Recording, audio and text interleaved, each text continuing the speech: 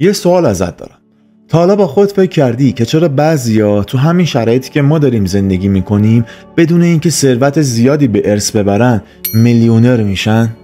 چه رازی پشت موفقیت اوناست؟ رمز کار چیه؟ شانس؟ ارتباطات؟ یا یه راز مخفی که هیچ کس ازش صحبت نمیکنه؟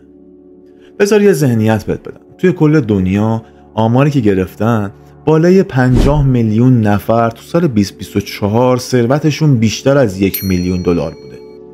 و خب صادقانه هم مبلغ قابل توجهه، همون تعداد نفرات.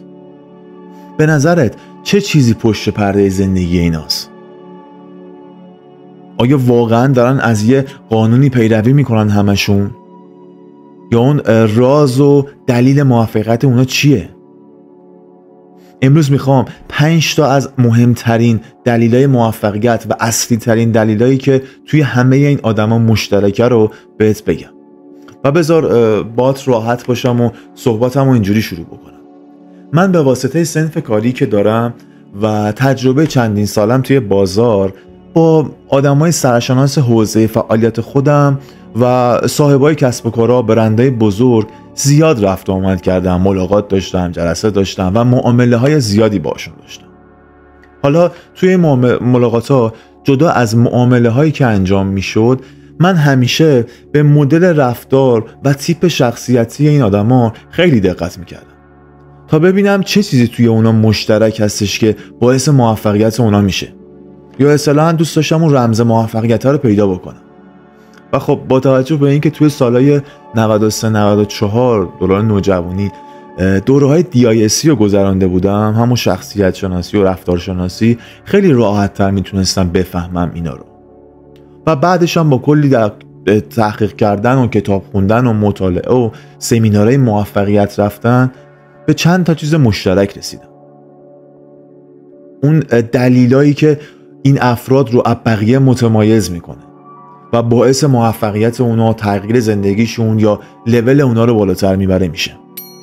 تو کل دنیا تمام میلیونرها و آدمای موفق دارن از یه چارچوب خاصی پیروی میکنن. یعنی اگه بری تو زندگیاشون میبینی که همشون از یه سری قوانین خاصی دارن پیروی میکنن و اونو اجرا میکنن، حالا یا خواسته یا ناخواسته. موفقیت مالی بیشتر از این که به شانس یا ارث بستگی داشته باشه، به طرز فکر و عادتهای مردم بستگی داره، یا همون مایندست، یعنی یه مجموعه از باورها، رفتارها و نگرش‌های آدم نسبت به کاری که انجام میده یا زندگی که داره. جالبه توی دنیا بالای 80% میلیونرها از صفر شروع کردن و دلیل موفقیت اونا، رمز موفقیتشون و اون وجه مشترکی که همشون عنوان کردن، طرز فکر کردن و عملکرد اونا بوده که تونسته به یه موفقیت خیلی بزرگ و چشمگیری برسونه اونا رو. عادتهای کوچیک اما پیوسته، این اولین دلیل موفقیته. تمرکز مداوم روی تغییرات کوچیک روزانه نتیجه های خیلی بزرگی رو بهمون میده. وقتی این عادتها تکرار بشن، دستاورده بزرگی واسمون درست میکنه. فکر کن از نوک کوه یه دونه گوله برفی رو قیل میدی پایین. این همینطوری که میاد پایین‌تر بزرگ و بزرگتر میشه و تو انتهای مسیر یه گوله برف خیلی بزرگی. تغییر عادتهای روزانه میتونه برای ما نتیجه های خیلی بزرگی داشته باشه. خب الان برات سوال پیش میاد که من که سرمایه‌ای ندارم، از کجا باید شروع بکنم؟ چی کار باید بکنم؟ بذار خیلی ساده و راحت بهت بگم که متوجهش بشی و بتونی انجامش بدی، چون توی این موضوع خیلی بارها شاید این حرفو شنیده باشی. آره، رمز موفقیت اینه، دلیل موفقیت اونه. اوکی، اینا رو همه رو فهمیدیم، بارها هم شنیدیم. چجوری میتونم انجامش بدم که توی زندگیم تغییرش رو احساس بکنم، نتیجهش رو ببینم؟ بیا یه کاری کن. در روز بستنی میخوری 100,000 تومان، 150,000 تومان، 80,000 تومان، میگیم 100,000 تومان. اون بستنی رو از فردا نخور و مبلغش رو بذار کنار. روزی 100,000 تومان میذاری کنار. آره، الان به چشمت نمیاد، مبلغی نیستش، میگی خب 100 تومانه دیگه، ولی انتهای ماه میشه 3 میلیون تومان و خب اون موقع اون مبلغه میشه باهاش کاری کرد. یا نمیدونم سیگارتو نکش، پفکتو نخور، چیپستو نخور.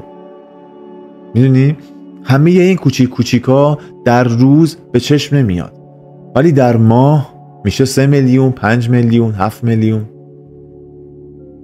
یا در ماه 5% از درآمدت رو بذار کنار.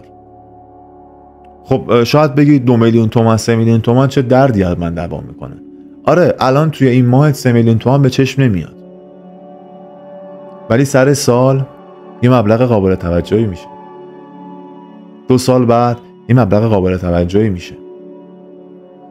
یا بازم اگه مبلغ نمیتونی بذاری کنار، سعی کن در روز 20 دقیقه 30 دقیقه توی حوزه فعالیت خودت، حوزه کاری خودت، تحصیلی خودت مطالعه کنی. این یکی از بهترین سرمایه گذاری برای خودت. سرمایه گذاری روی یادگیری پیوسته. بیشتر کسایی که دارن توی زندگیشون رشد میکنن بیشتر از هر چیزی تمرکز دارن روی آموزش ها و یادگیری خودشون. خب به این اعتقاد دارن که آدم باید هر لحظه آپدیت بشه و چه بهتر که تو حوزه کاری خودت باشه. 88% از آدمای دنیا، میلیونرها، روزانه بالای 30 دقیقه مطالعه دارن، حالا یا آزاد یا توی حوزه کاری خودشون. الان برات سوال پیش میاد که واقعا مطالعه کردن، این یادگیریه، این آموزشه میتونه منو میلیونر کنه؟ جوابت هست بله میتونه. چون شما وقتی که اطلاعاتت زیاد باشه تو لحظه های زندگیت میتونی تصمیم های بهتری بگیری. وقتی تصمیم های بهتری میگیری فرصت های بیشتری داری و وقتی هم فرصت های بیشتری داشته باشی به موفقیت خیلی نزدیکتر میشی. مدیریت مالی این واقعا راز موفقیت آدم هست و من خودم عاشقشم. ببین بذار باهات رو راست باشم، ما توی مدرسه هامون یا توی زندگی هامون به همون یاد ندادن چجوری بتونیم پول بسازیم، فقط راه خرج کردنش رو به همون یاد دادن. و خب الان برای همه آدمای دنیا سواله چجوری میتونیم از سرمایه‌مون محافظت کنیم، چجوری میتونیم اونو مدیریت بکنیم، اموالمون و ثروتمون چجوری باید کنترل بکنیمش. ببین الان زمان اون رسیده که بدونی باید چی کار بکنی که پولت برات پول بسازه، پولت برات کار بکنه، نه تو برای پولت کار بکنی. اینجوری باشه که هی تو بدو پول بدو، تو بدو پول بدو، تو بدو پول بدو. تموم شد این دنیا، تموم شد این عصر. پولت باید از تو جلوتر باشه اگر میخوای به اون سرمایه گذاریه برسی. نمیدونم حالا توی مورد قبلی هم خیلی کوچیک بهت گفتم حتما نباید سرمایه گذاری یا 5 میلیارد 10 میلیارد 20 میلیارد باشه، نه، میتونی با 5 میلیون 3 میلیون 10 میلیون هم شروع بکنی. فقط مهم اینه که شروع بکنی. ببین آدمای میلیونر 20% از درآمدشون رو سرمایه گذاری میکنن.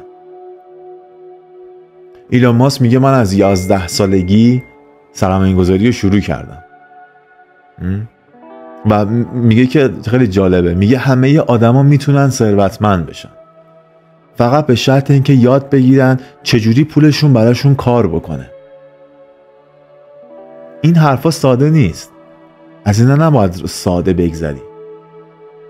انجام دادن اینا میتونه تغییرای خیلی بزرگی برای ما درست بکنه.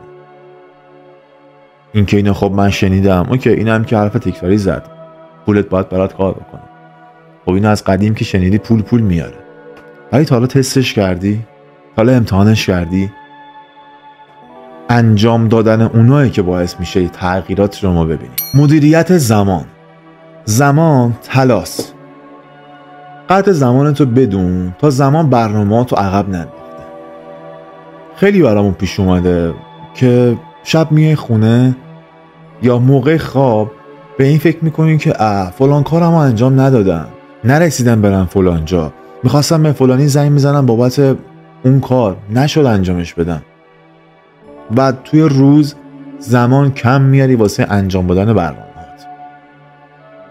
ببین رابطه مدیریت زمان و استفاده از توانمندی آدمای دیگه میتونه بهت کمک بکنه که کاراتو پیش ببری. یعنی چی؟ تو حسابشو بکن که یه مغازه داری، صاحب یه فروشگاهی. خودت هم باید محصول رو جور بکنی، هم باید کار فروش رو انجام بدی، هم باید کارهای حسابداری رو انجام بدی و هم کارهای کلی و جزئی فروشگاهت. به نظرت توی 8 ساعت، 7 ساعت یا 10 ساعتی که فروشگاهتو بازه میرسی همه این کارا رو انجام بدی؟ یعنی هم جنس رو بفروشی، هم بری جنس رو دوباره تامین میکنی، جاش بذاری، هم به سیستم حسابداریت برسی، واسه مالی پول باید بدی، پول باید بگیری و هم کارهای جزئی فروشگاهتو انجام بدی؟ نه. و خب به خاطر همینه که همه میرن فروشنده میارن، 2 تا 3 تا 4 تا فروشنده میارن. این سیستم مخصوص کسب و کارهای حالا نسبتاً کوچیکه که میتونن از توانمندی آدمای دیگه توی کارشون، توی اون فیلد کاریشون استفاده بکنن تا بتونن کارشون رو پیش ببرن. وقتی تو میاری یه دونه فروشنده میذاری، یه دونه مسئول خرید میذاری، یه دونه حسابدار میذاری، تایم آزاده. وقتی تایم آزاد باشه میتونی کارهای مهمتری رو انجام بدی.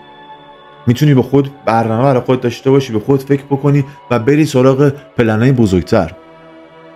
اگه یه فروشگاه کوچیک داری میتونی بری فکر بکنی به آوردن جنس.